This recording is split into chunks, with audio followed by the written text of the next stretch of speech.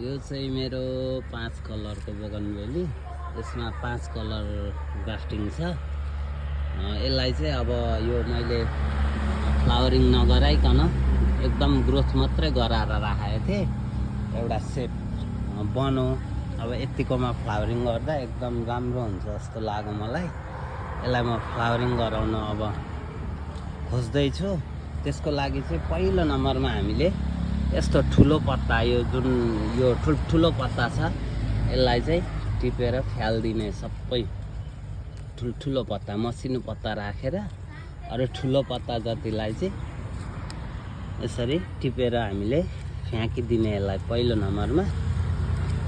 अनि त्यस पछाडि यसलाई हामीले फर्टिलाइजर दिनुपर्ने हुन्छ। यसमा चाहिँ बोनमिल छ अनि थोरै केही मात्रामा पोटास छ अनि त्यस पछाडि जिङ्क। यति 3 कुरा छ यसमा। यो बोनमिललाई चाहिँ अलि बढी कमिला समिलाले खेदो गर्ने भएकोले म चाहिँ यसलाई यसरी यहाँ पहिला पाल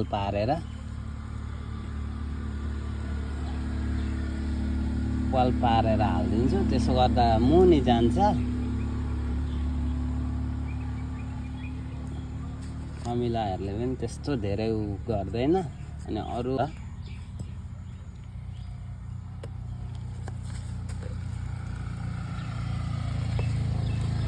यसरी आधी मुठी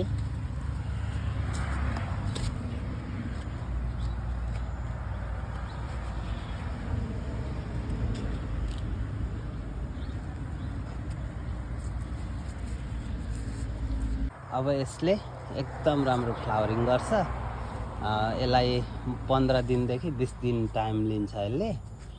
त्यस पछाडि म तपाईहरुलाई यसको फ्लावरिङको भिडियो पनि अपडेट गराउँछु है त।